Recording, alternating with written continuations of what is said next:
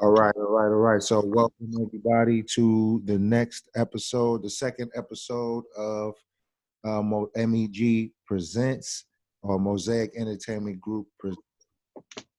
Today, a guest, I call him Mr. Blaq. You know what I'm saying? From the BK, Brooklyn, New York. Go ahead and introduce yourself to the audience, my brother. Hey, what's up? Um, Presenting to MEG presents.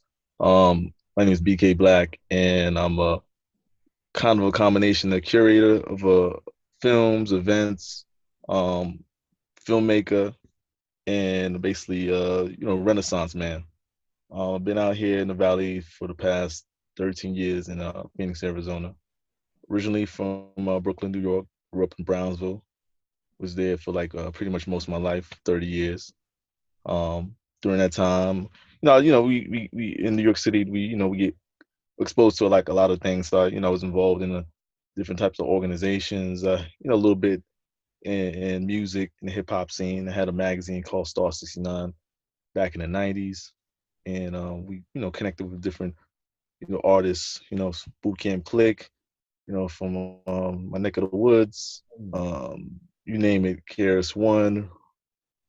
We met like different folks just coming through the music industry, and at some point, things kind of died down, and it was a time for a change. So I moved out here.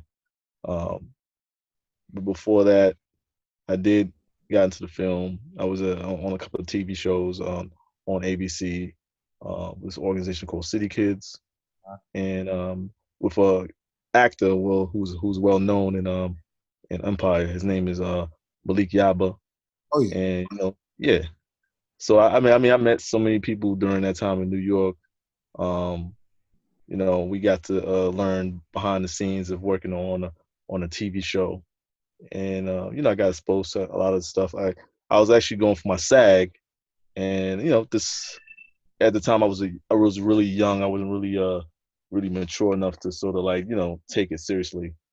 But it still followed me, and years later, they're like, wow, working on a TV show, and seeing how folks working at behind the scenes, and it really got me interested in getting involved in the entertainment field on another level. So follow me a couple of years later, and I'm here in Phoenix, Arizona. Been here probably after the past 3 years, and I seen there was when I first came out here, there was a film festival called the Arizona Black Film Showcase, and at the time I think they had the brother from Precious, Lee Daniels, and he was one of the speakers at the event. And this is a whole bunch of celebrities who were present there, and I was like, wow, this is credible. I was like still kind of connected to the film scene. This coming to this new state, and I met some people who I connected with. A sister by the name of uh, Iris Huey, and she had a film at the time um, called Second Chance, Oh yeah. and we connected.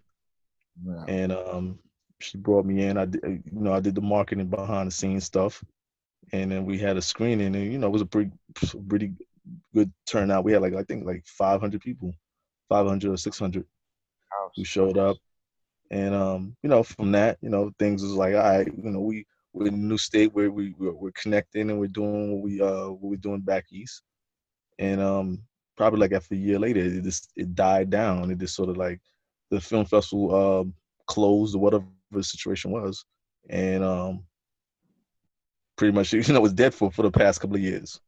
And then I've just had some things happen in my personal life. My mom passed several years ago, and I was thinking like, man, I need to do something, to get back into what I was doing before. And met a sister named Malia, and she was telling me like, hey, I got this space here, and she was at the time I think we're doing a concert, and she was like, yo, I want to do something. I seen you talking about like the film industry, and we build and we connected, and 3 4 months later we had a film festival called Soul West Film Fest, which was 2000, I believe 2016. Team. So yeah, we had I got some folks connected through the government. Matthew Earl Jones, who's the film commissioner. Brother's also related to Earl Grave Jones, the actor, legend. His younger And brother. yeah, so we build, and he was one of the keynote speakers as well. Another brother, his name was, I believe he was the commissioner of equal opportunity, and he came through. So it was a good look. I mean, we had like some organizations. We featured the organizations have been getting like a lot of props recently. Lights, camera, action. Lights, camera, discovery. Sister named Kima Charles, and his organization that teaches young people about filmmaking. And they just, I think, recently got recognized by Southwest, and I think one of the featured organizations or spokespersons or something like within that uh, along those lines. Um, so yeah, I mean, it was really the first one I felt was a good look, and it kind of sparked. I mean, not to say my efforts was the only thing going on, but I felt it helped spark some interest in the film scene as far as particularly people of color out here in the valley, because most of the folks were heading to L.A. To do like casting calls or their projects or for whatever opportunities is in there in that scene over there in California. All right. But So you got now it's just like a lot of stuff's popping off. I'm seeing shows, productions going on, and you're seeing stuff popping up on Netflix, on Amazon shows, movies. So I mean, this is it's a good time. yeah, it definitely is, man. So when you first came out here, I'm sure you kind of surveyed the land, saw what was going on. One of the reasons why I created this show is because I wanted to also give the audience a chance to see the perspective of people who are transplants, such as myself. I myself also from New York, I'm from the Bronx, but I was born in East New York. I was born in Flatbush and Mm-hmm. raised up in Soundview in the Bronx. And I came over here as a performer myself. So we pretty much traveled that same, that's New York. So the whole goal of creating a show like this is for people like us to be able to connect somewhere else and be like, yo, that's Phoenix. You know what I'm saying? That's hey. You know what I'm saying? When you get that fresh sound, when you get that fresh feeling, when you get that artistic feel, that's coming straight out of Black Phoenix. You know what I'm saying? It's like Mm-hmm. how we can tell something that's done in Atlanta. All the filmmaking and all the TV shows are done in Atlanta. And so was that your idea for coming up with filmmakers of color in the Valley, which is your organization or your production company? How did you come up with that? How did you come up with that name? How did you come up with the idea of putting that together? Well, I mean, it's I just through my experiences being involved with when I was back in New York, I connected with a lot of folks in the film industry. There's an organization called Image Nation, and their whole thing was pretty much to galvanize people of color around the diaspora, Africa, the Caribbean, in the area of film, and like and addressing certain issues that affect our communities. So being around them, and I was volunteering a lot. They had like a lot of events going on at Lincoln Center. Big name acts. They had like Public Enemy, Erica Badu, Mos Def, a whole bunch of like big name artists would come down and perform. But we would have to see some really good independent films put out, and just being exposed to that as well as some other organizations, Real Sisters of the Diaspora, which is a film festival for women of color by our friends. Her name is Kathleen Butts, and she's been doing it for the past 25 years. But I remember her from back in the day when she was going to Stony Brook. So this is like this. It wasn't even happening at that time, but this we stayed connected and stuff like that, and seeing her journeys and from literature to film, and this all those different exposures of different things involving media made me like really like, hey, I need to do something while I'm out here. So I figured, well, the internet is probably the easiest medium to sort of like get started and like virtually as far as like creating something. So we created it, and then we posted information. I was like searching of events going on, um, casting calls, any information that sort of relates to the film industry, and just plugging it in there for folks to know about. And just letting folks know, hey, we got this resource for you. If you're film production, you're actor, screenwriter, whatever you need to sort of like to help you along your journey. And we created this forum, filmmakers of color in the valley, is sort of like a umbrella for folks to sort of like, hey, to pitch their tent, like, hey, I'm doing this, or I'm trying to get this production off the ground, or I have a casting call thing, or whatever, or I have a film festival and I need films submitted. So we just wanted to be that resource in the valley for folks to sort of like get together and kind of know everybody, what everybody's doing in the valley, and sort of maybe collaborate or just at least cross promote. Oh, okay. I got you. Okay. So it's not a production company per se, but it's a organization. Nah, it's Filmmaker. like a virtual organization, sort of like this a vehicle for folks to sort of share information Got you. So, within the area of film. okay. So, for example, my production company, Mosaic Entertainment Group, as we see there, can partner with filmmakers of color in the valley, and we hold an event, a film screening. Or for me, Hmm. I'm more of a television person, so I Hmm. value and what I can bring to the industry would be more of the television side. I'm actually Yeah. weekend. I'm actually completing, um, and I'm in the process of completing actually my pilot episode now. So I'm in the editing phase at this point, adding the music and whatnot right now. So I have a pilot coming out, and I'm going to be shooting two subsequent episodes.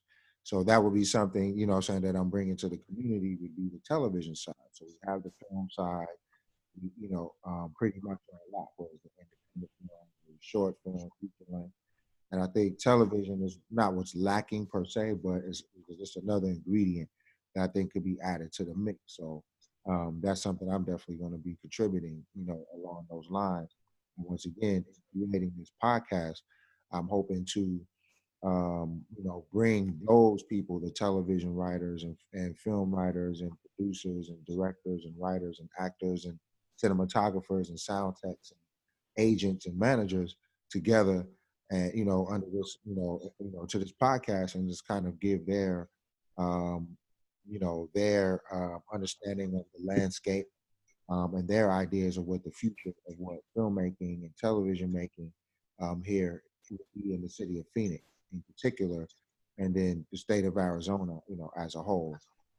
So for me, that's kind of how the vision that I'm seeing in 10 years, we could be the next Atlanta. You know what I'm saying? We could be the Yeah. next, for sure, because we just need to coalesce and be under one umbrella to where we can, give it to the world. So that's kind of the reason why I created this. And so, what's your perspective on that? Like, well, how do you see the landscape, and how do you see Phoenix? Where do you see Phoenix in 5, 10 years from now, as far as the film and television industry? Well, obviously, it's going to grow. I mean, you got a lot of folks moving out here. I mean, this fact that is the cost of living is not as high as say is like in California or New York or even Atlanta. I mean, it has that going for it, and as well as the diversity of the different locations. You could have somewhere like it looks like a desert, and you could go another part somewhere else, and you got like a forest, a tropical looking scene, or urban area where it has like representing like maybe a city like New York or whatever, or Atlanta.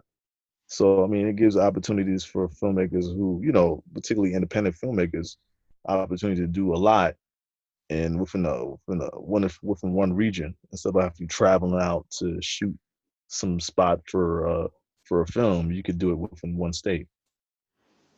Right. So that I think, and that's a good point actually, because I was thinking about that myself, where I now I can see it growing exponentially because there's a lot of Black people in particular, um, Yeah, from the Midwest. I'm meeting a lot of people from Wisconsin, a lot of people from Chicago, a lot of people from Detroit, a lot of people from Indiana. and Um, they educated. they're educated. They come with a certain work ethic. and a lot of them are very creative. And I think adding those people who are also coming from environments where there's um, an established Black culture, so to speak, to a place that doesn't really appear to have much of a Black culture, I guess you could say, so to speak, and just really spicing it up, just really getting a lay of the land. I think one thing too is, in the independent industry here, for Black people, I know one of the criticisms has always been um, there's no Black culture here. You know what I mean? And so I know you've heard that over the years that you've been here, especially when you first touched soil. I first touched soil in 2008, so I've been Mm. about 11 years now. Yeah, it's pretty much like within the same time frame. Been I Okay, came in '07. so around the same time. So my first impression was, ooh, this is fertile ground. But then you get bogged down in your personal life, and you have to get other things. Yeah, Next thing you know, 4 or 5 years pass by, and you're complaining. So all you've been doing was going home, work, home, work. So yeah, this is a place where if you want to just not do anything, that is. yeah. But That's when people complain. Let me just say this: people complain, but one thing I've noticed is that nothing really happened for me until I decided to get out. mm, Until I decided to get out. Until I decided to, um, start meeting people, and that's when things yeah. I mean, that's how I met you. exactly. I was about to say that I actually met you at that Soul West Film Fest, the first one. Yeah. That's where we Hmm. about 4 years ago, 4 or 5 years ago. So Yeah. really just trying to make the effort to get out. I was really writing real heavy at the time, really trying to get my feet, wet again. I've been writing, television since 1996, so maybe longer than that. So 94, 95, somewhere around there. So, I've been doing this for a long time. And Mm, far as how putting things together, how to actually write a script, put it together. At several meetings when I was living in LA, and of course moving out here to, like you said, the lifestyle is it's a little cheaper. A dollar goes a little further out here, so hmm. but to live there for 18 years, and just moved out here, man. It was just a little better, but you have to really crack this scene. You have to really get out and Hmm. shake it up. So, is that your experience as well? Yeah. I mean, when I was out here, it's just sort of like I had like you get like you get trapped in your own little situation where you just sort of like going to work and if you have time, you go out. I did do a little dabbling. I think it kind of helped in the beginning when I first came out here. I had that that gusto, like, hey, let's see what's going on here. I met some people. We connected, and they just sort of kind of toured me around some of the key spots and the key events and the movers and shakers. So I kind of assessed who how the situation was, and it was definitely not like back home, but I seen there was a fertile ground for things you can do if you have an idea and you connect with the people. It's a good spot to be. You know, as far as right now, I mean, things have gotten way better as far as for diversity of activities for a person to do. Before it was like maybe if you're lucky, maybe every month something might one or two things might pop off for you to kind of feel, like get your social engagement on. But other than that, Now, let me you ask know, you, do you think, mhm. let me ask you this, do you think that's because so many different Black people are moving from different areas out here that you're starting to see? Yeah, I mean, everybody got different, everybody moves different. I mean, as far as New Yorkers, we just, we do our own thing and at our own pace. And I had to slow down a little bit because it's like this is not back home. I mean, it's easy like because transportation wise. I mean, most folks they have to have a car to get around, but in New York, you could hop on a train and be A B C, cover events, do this. I mean, that's what I did. I mean, I would. covered events. It was like for a magazine. I would just like, hook up. Oh, this event is going on in the Bronx. Said jet up to the Bronx on the train, take care of what I had to do, hop back on the train, go back to Manhattan or back to Brooklyn, cover another event, and head back on the train, head back home. That's day's done. Here you gotta like, oh, okay, you gotta you can't definitely can't count on public transportation, as far as like getting around to do things. But I mean, it's a task, but it's definitely a different animal out here. People don't really, unless they don't go somewhere unless they have to. Because I mean, when you in that car state of mind, you going from A to B, and you ain't it's gas money you got to pay. You ain't trying to like go to Chandler if you like way down in Phoenix, whatever. You ain't thinking about like or going to Surprise or something like that. So unless it's like something really pressing that you feel that you're gonna invest your time and money, you go to. So a lot of times, a lot of folks do events, and because of maybe different folks from different regions are not exposed to certain things.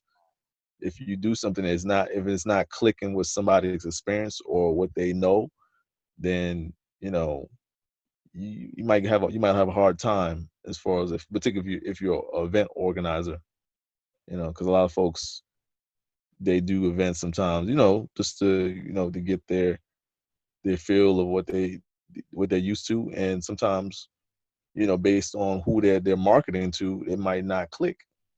So a lot of times, a lot of events go unsupported, and so they'll do something that might be popping. It might be something that's like really can grow into something, but because it's recognized as something because based on their experience or what they know, a lot of times these events come and go.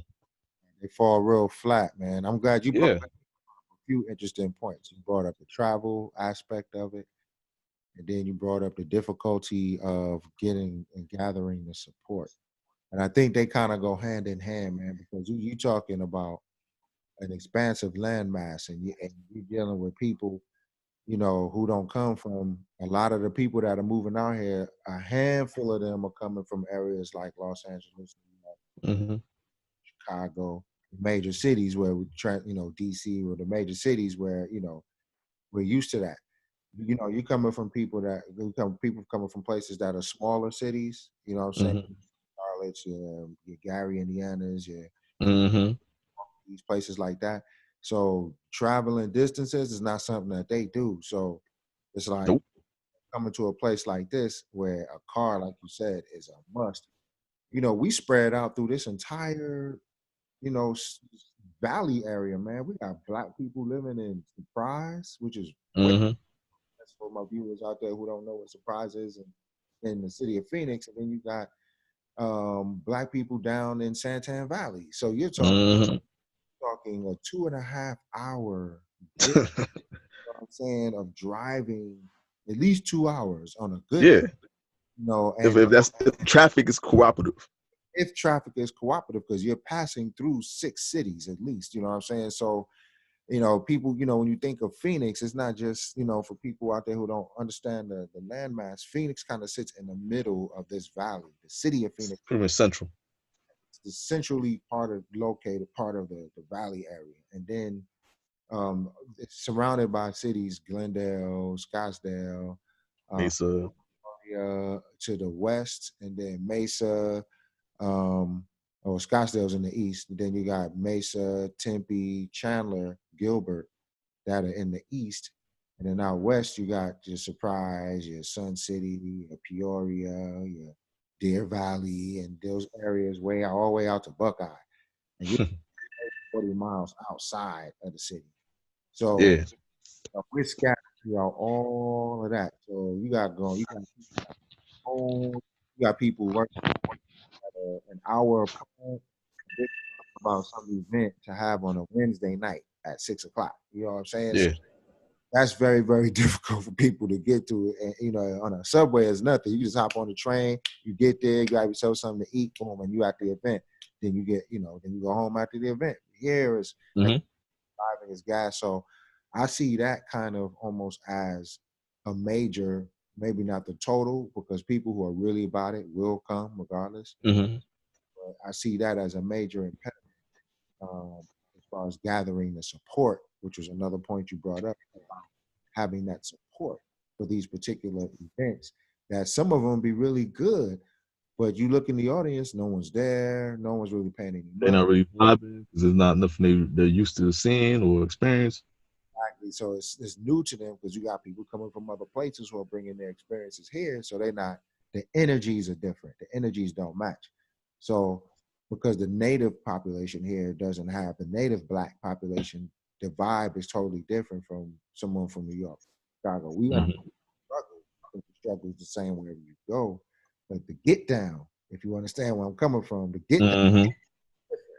So, and how do we, I guess the question I'm going to pose to you, and I'm sure it's a question you've probably pondered many times, is how do we, I guess for lack of a better terms, duplicate that energy, or duplicate, or try to replicate rather, um, what we, the places that we come from, and bring that same vibe, that same energy here, in order to get this community that we're building, because we can't say that we're trying to build, it's already building, it's snowballing now, but we're Hmm.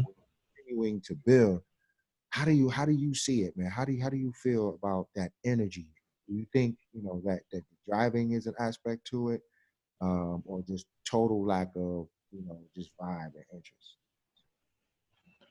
I mean, right now, I mean, to be honest, I think you got to accept certain things as it is, as far as the way folks are here out here. I mean, there's certain things you can change. You could incorporate some good aspects, but some things is not going to connect with people, and it'd be a headache to try to like force it. So I mean, all you can do is maybe present certain elements of things and see how folks react to it, and then what seems to naturally germinate with people, then you go with that. But like as far as like trying to make to bring New York to Arizona, I don't even try to do that because it's not, it won't be fair to this place. This place has its own history, its own feel, its own vibe that it's not all bad. It's just like basically in some ways it both. As far as a transplant, you gotta like kind of compromise certain things and come, you know, Stop complaining. open minded, huh? Stop complaining, because this Yeah, this coming up open minded, state and willing to adapt some aspect of you, and as well as there has to be a part of the community you're coming into this kind of like open to like let's try this, like this is different, but we're open to at least to see how it goes and open our minds to a different experience. So it's kind of both the person and the place you're coming in has to like sort of have a meeting of the minds as far as like what experience that you think that will work and what experiences folks are open to experience. So it's gonna. I mean, I think folks are opening up, and it's kind of like even the politics of Arizona is changing to some degree. It still has that hardcore conservative aspect of it, but I think it's kind of like it's changing to some degree. I see that definitely in the next, definitely if anything like 10 years, it's definitely not gonna be. It's gonna, it's always gonna be to some degree conservativeness on certain aspects, but I think it's getting like a lot more liberal on certain things. Well, yeah, man, it's softening up for sure, man. Because, like you said, it's that demographic shift that's happening as Yeah. well. Even on the political landscape, you hear Reverse gentrification reverse. exactly. That's what we're doing. We're gentrification, and we it's re-gentrifying what we already had. You know what I'm saying? We're Hmm. taking it back, and just for once again, for anybody that's new to the podcast, this is the MEG Presents podcast show. I'm speaking to my man. I call him Mr. Blaq, Mr. JB Blaq, out of Brooklyn, New York, from Filmmakers of Color in the Valley.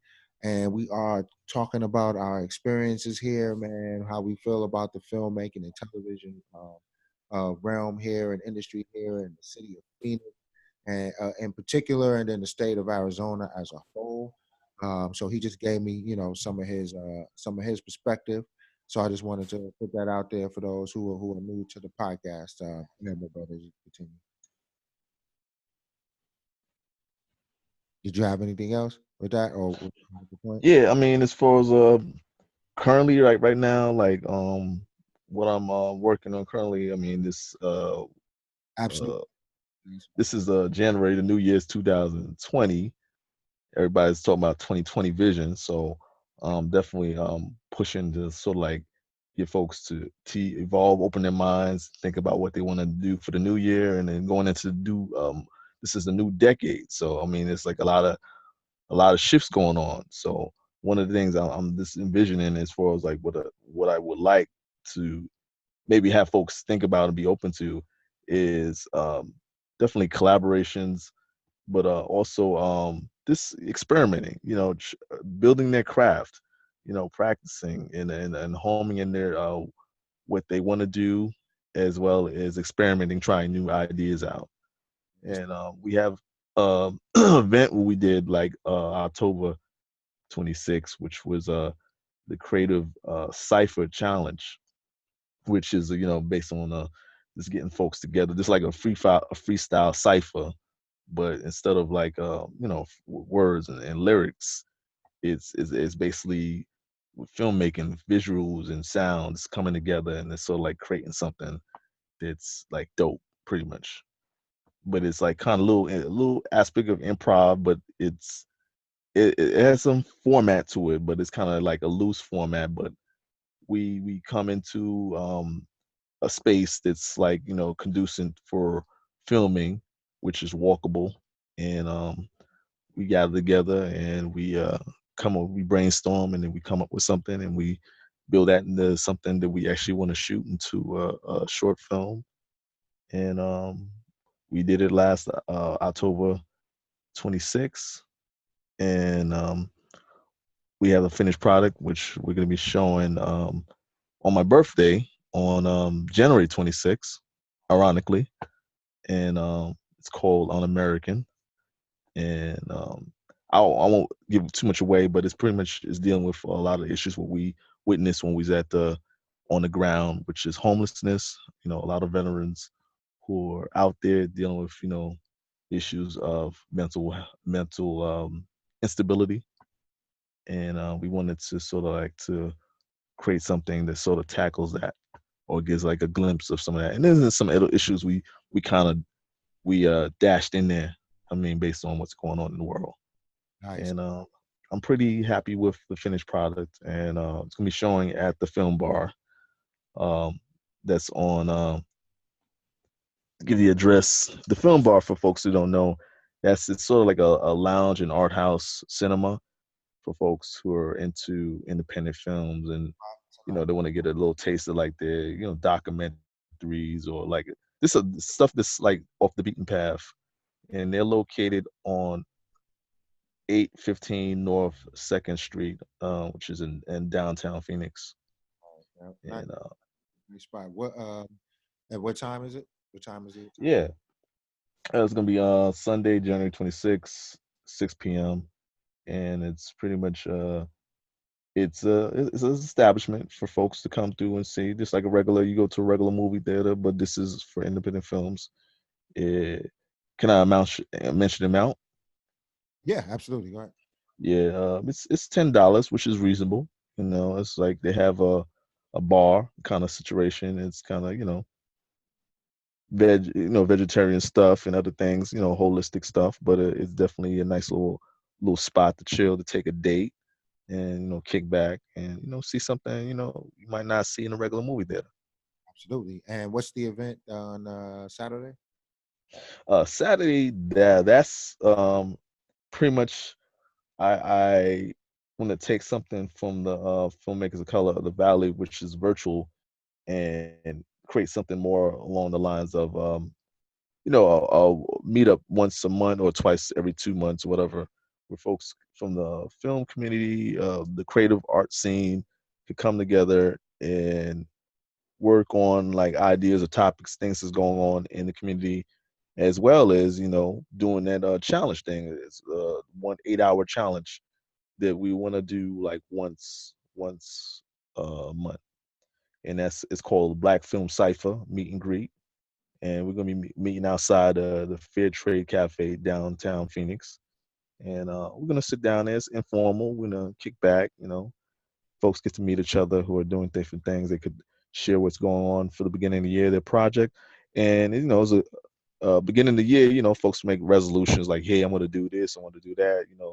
Now, we ain't trying to lose weight, but you might have an idea to do a film, and so we offer you the opportunity, to connect and maybe work together to create that film. If anything, I could see that being valuable as far as awareness too. You see who's out there. You see, what kind of projects are being made, and see if there's a kind of a common theme where now we can kind of start developing an identity. I think that's very important too. Um, and also, at some point, it has to, start being funded, so we can actually build venues. And this is just me talking, building venues like of our own, like a film bar, built by filmmakers and built by Hmm. writers and producers. Now we're providing our own spaces, just like the sister in Brooklyn, the Stewart Cafe. Hmm. There's a sister in Brooklyn that she's in Williamsburg, and she opened up a. She was a filmmaker, and she, tried to get films entered in, and no one would do it. Into her films. So she was like, "Forget it. I'm gonna just create my own movie theater and then provide this space and opportunity for other independent, filmmakers." So she created her own single screen movie theater in Brooklyn, man, and and it's real dope. You know what I'm saying? And that's something that I think we also need to be looking at too. Is just not just being just engaged in the artistry, um, Hmm.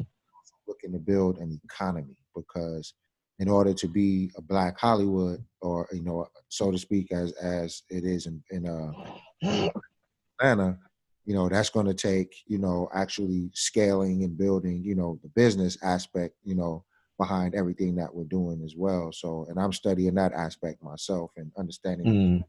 business behind, everything, so we can actually scale up, get money, build a community, and then eventually get to the point where 10 years from now we have a full-fledged studio, ran by nothing but Black creators and artists, and we have artisans building stages, and we're doing shows and productions, and another Tyler Perry on a smaller scale movie studio right out here in Phoenix, ran and controlled by us, where we control the narrative, we control the stories, and that's another reason why I created the podcast, created my production company, Mosaic Entertainment Group, because I want to help be a part of changing that narrative. You know what I'm saying?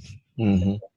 Changing that narrative and changing the stories, where now we're no longer, and the gangster and the thug, but we're now, but we're, we live normal lives like everyone else. So the stories Yeah. are normal everyday life stories, but also, everything is going to drop. Everything that I write and everything that I produce, Mosaic Entertainment Group produces, will always have a drop, a jewel, or a gem in there, that'll educate in a two-edged way, to cut you and then to heal you. And it's Hmm. it's for us in particular as Black people, but it's for everyone, on a whole. You know what I mean? And but the target audience, of course, is us, because it's about education and upliftment. You know what I mean? But what I'm hoping to gain traction here too is just to build not only a film audience but also a television audience, someone that in a more vibrant theater scene. It's a good theater scene out here, but for us, independents, I think, the only, I think it's Black Theater Troupe that's out here. Oh Um, no, I mean there's Onyx, and they're really okay. trying to I guess Yeah, combine what they already do, which is a art gallery, but they actually are doing 'cause I know they did something with uh Anita William Trigg, the filmmaker out here who's with A Night of Midnight Films, and screenings and yeah, they stuff. actually hosted their film festival there, and it was pretty good. They had the outdoor set up, and they have the indoor. So I mean, we the more the merrier. We could get some more folks who having stuff created out here. If it gives the option, we could have a circuit of theaters around the valley. The folks could have their stuff shown. So it's like it gives options as well as make Arizona attractive for filmmakers. That hey, can I like do a little tour out here? And have those different venues connecting. We all working together. Like hey, we got we'll show it here, we'll show it there, and the more screens, the more the more opportunities. The more attractive it is for folks to come out their way, particularly if they usually they if they come from East or Midwest, whatever, they going to LA and and they doing whatever they do in LA. But like, all right, now they could come from LA, they could come to Phoenix for a little bit and get their stuff shown, so they got more opportunities to get their products seen. Yep, and an opportunity to make money. And Yeah, yeah. I think marketing, as we wrap up, is a big aspect of it too. And I think just something occurred to me too, just as as a writer, as a screenwriter, I had to really, really think about what would resonate, with audiences. And instead of writing, about other cities and other places, I decided to start writing shows that are, centered here. Um, Yeah. shows are centered here. So I actually rewrote a show that I wrote based in South Central Los Angeles because I lived Hmm. there for 5 years. I decided to, rewrite it and kind of rename it. It kept the story the same pretty much because we're universal in that sense, but I just changed the name and kind of certain locations and renamed it East Lake Park after Oh, the okay. Black section, in downtown Phoenix off of 16th Street. So, and kind of will build, around that, and I think showing the landscape in different films and visiting different prominent black establishments, as maybe scenes in different films and television shows. Will also have, drum up business, for those, businesses as well. So, for example, do a scene at the only black furniture store here in the city of Phoenix, Hmm. you know, and that's free advertisement for them. Doing a scene, Yeah. Ocean Blue, the Jamaican restaurant down in China. So we can actually, really, build and connect.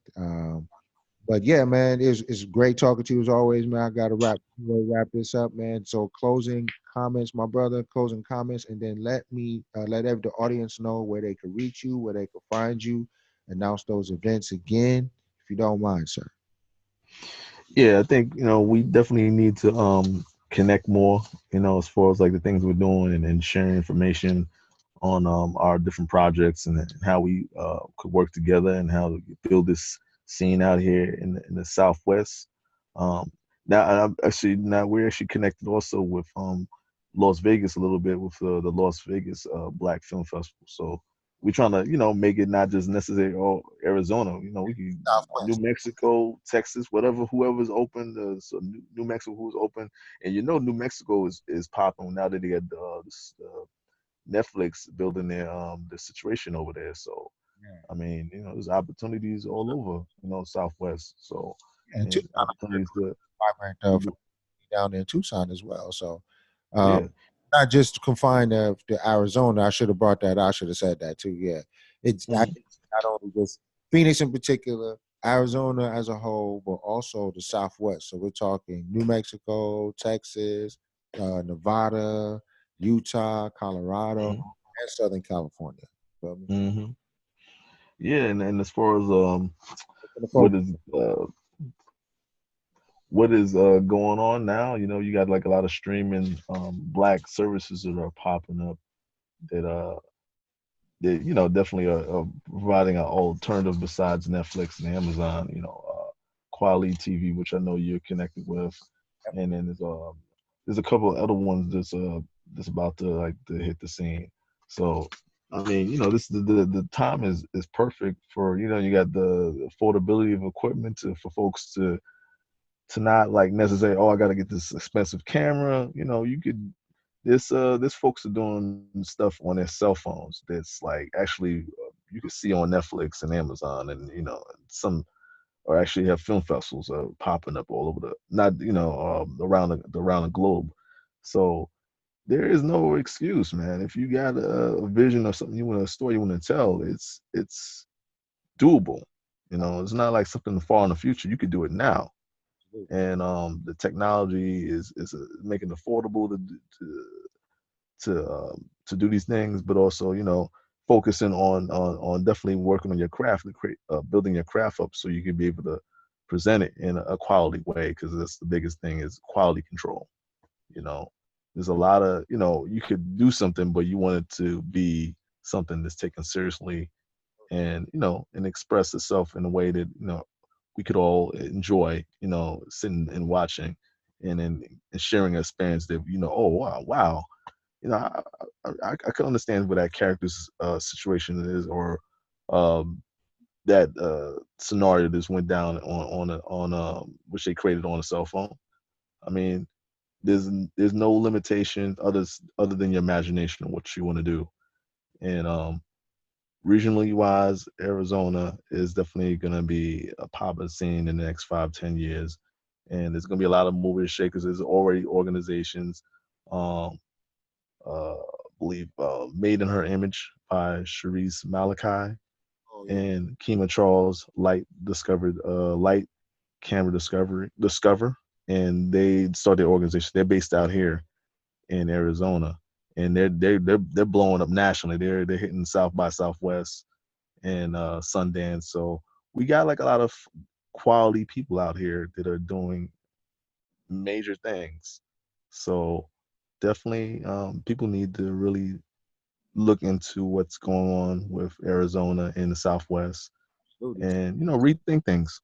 Yeah, man, rethink them, and that's what I mean by marketing. Like we need someone who has the bullhorn to bring all of that information, out to the world. So these things are happening, but it's still not where that identity is actually kind of say where people can, it's still not drawing people in for those types of things. So that's just on us to continue to work. Like you said, we got to Yeah, continue to it's a craft. challenge. It's a challenge I'm willing to take up. Absolutely. We on the ground floor. So in 5 years, Yeah, we the OGs, trying to bring up the next generation, and we'll definitely see our growth by then. So tell the people where they can find you, my brother. yeah. You can definitely check me on Facebook, BK Blaq, and the organization Filmmakers of Color Filmmakers of Color in the Valley. You could check us on Facebook. We're a discussion group you could join, and you'll get like, a lot of information on what's going on in the film scene. We also got people who are out of state, so it's a little mix, but it's based here in some of the things that's going on in Arizona, Oh, as well as on Instagram too. You could join us up, and we got some things. Matter of fact, recently I released 2019 Blaq Reel, which is pretty yes, much a highlight of the year. So folks want to see what's going on. That's another great way to find out like some of the good things that's going on in the valley. Check that video out. It's on Instagram and on also Facebook. yes. Check that out, audience. Check that out. You definitely want to do that. So once again, my brother, I thank you for your time, Mr. JB Blaq. Everybody, give him out there a round of applause. Really appreciate your time. Coming on my Welcome, sir. second episode of the MEG Presents podcast show. Like I said, man, I really appreciate it. Stay tuned, family. We're gonna have a whole lot more coming up over the next few weeks. A whole lot more guests, some writers and producers and directors, uh, more filmmakers of color coming at you. It's your man Jay Shoulders. MEG Podcast presents. Tonight, my guest was Mr. JB Black, filmmakers of color in the valley. I want to say once again, peace. It was great speaking with you. Stay tuned for the next episode.